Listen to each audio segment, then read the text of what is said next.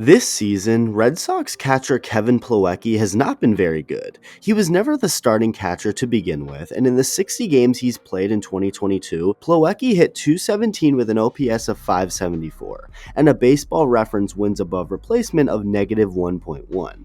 Again, not very good, so the Red Sox just recently released him.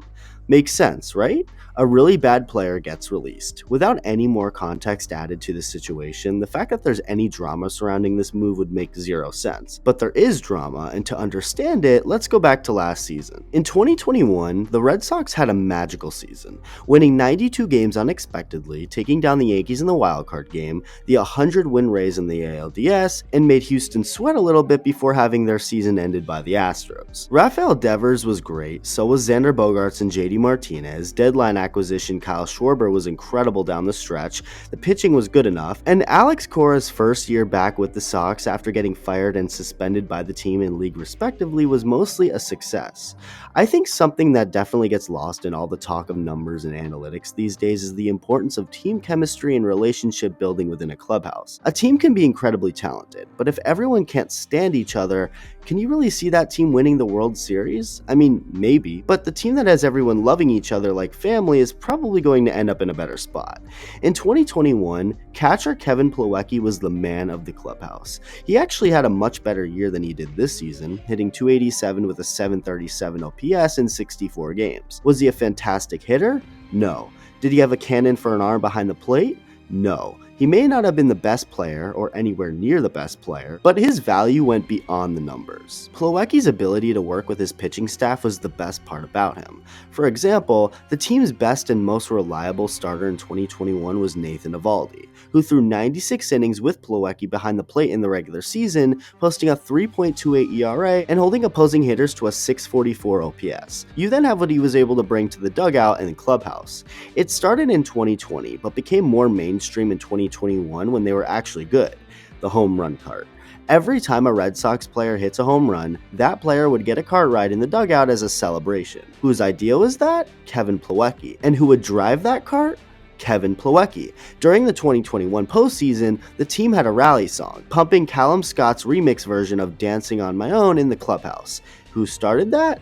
Kevin Plawecki. You get the point by now. Kevin Plawecki was the man of the clubhouse and the heart and soul of the Red Sox. He may not have been anywhere near the best player, and he wasn't even your starting catcher, but what he meant to the Red Sox went beyond the numbers. It was about keeping the guys close. In 2022, it's been really bad to say the least, at least from a pure offensive and defensive standpoint. But Plawecki has still put in the work to do his part with the team, working with the pitching staff and doing all he could to help out. Well, not anymore, as Red Sox front office leader Chaim officially showed him the door.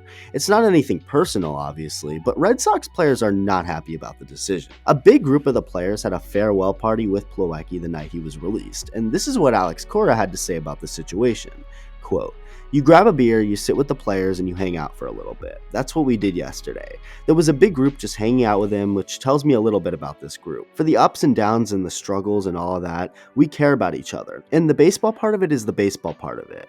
The family, quote-unquote, atmosphere is real. And it was fun just to hang out with them and talk to them in a more relaxed environment with our guard down, and it wasn't about winning ball games or calling games or being in last place in the East. It's about being real, and we were very real yesterday."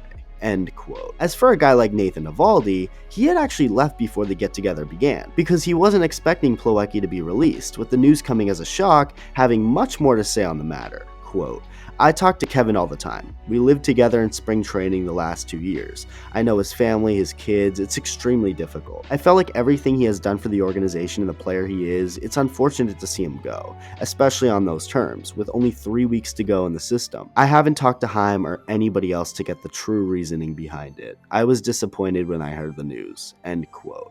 Nate went on to applaud Plawecki as a player, saying that he's had catchers throughout his career that valued hitting more than they did catching, but Plawecki did a great job with navigating the pitching staff, was selfless, always brought out the radio on the road, played music on the bus, kept everyone lively, and for him to be let go now is just very disappointing. Nate was not done though, and this is where his comments get pretty interesting, as he brings up past players that were traded or moved on from by Chaim Bloom. Quote, I understand it's a tough decision, but you want to build a championship around guys like that. Guys who are going to do whatever it takes to win ball games and do whatever they have to do to help the team win. And I felt like he was doing that. We had Kyle Schwarber last year, and Hunter Renfroe, and certain guys like that. They are the guys that do the little things right on the field and off the field when you're in the clubhouse. It's hard to find a player who interacts with both pitchers and position players. Sometimes you can be a little divided, but when you have guys like Plow, Renfroe, Schwarber, all of those guys are extremely good guys in the clubhouse. I think sometimes that goes a little further than productivity or whatever on the field. To me, that was a very difficult one, to lose a guy like him even where we are in the season in the last few weeks. End quote. Eovaldi's teammate Rich Hill then had this to say about Plawecki's release, quote, it was very difficult. Throughout the clubhouse, it was a tough one for everybody. Everybody sees out in the field and in the dugout, but what you don't realize is the humanity side of this game. We're not just all numbers, we're human beings, and removing a guy like that from the clubhouse is a big hit for a lot of guys. End quote. So there you have it. The players are not happy, and to be honest, I don't blame them one bit. If the Red Sox decided not to bring back Plawecki after the season ended and the players had this same reaction, that wouldn't make as much sense. The bottom line is that Plawecki is clearly not in the team's future plans starting in 2023, and that's totally fine. But it's weird to me that Bloom decided to get rid of Plawecki now with just 3 weeks left of the season rather than just waiting until after. There were other guys in the roster he could have released, but Chaim Bloom chose the most popular guy in the clubhouse, and I think that kind of shows a little bit of a disconnect that Bloom really has from the clubhouse. He's a very analytically driven guy, and that's perfectly fine, but I think sometimes it's more than just what the numbers say, and it leaves a bad taste in players' mouths when you get rid of guys like this in unnecessary moments. The season is over, the Red Sox aren't going anywhere, and the next 3 weeks don't really matter for them as far as the games go. But again, what's the point of getting rid of Plawecki now rather than in 3 weeks? Nate Eovaldi bringing up Kyle Schwarber and Hunter Renfroe is very interesting too, and just shows how guys are upset Bloom traded Renfroe and didn't decide to bring back Schwarber. What's been made pretty clear as of late is that the Red Sox players aren't very happy with Chaim Bloom and some of the moves he's made over the last year. What does this mean for the team moving forward? Time will tell. But Eovaldi and Hill's comments toward Chaim and his moves are very telling. Let me know what you think. Thank you for watching, and I'll see you in the next video.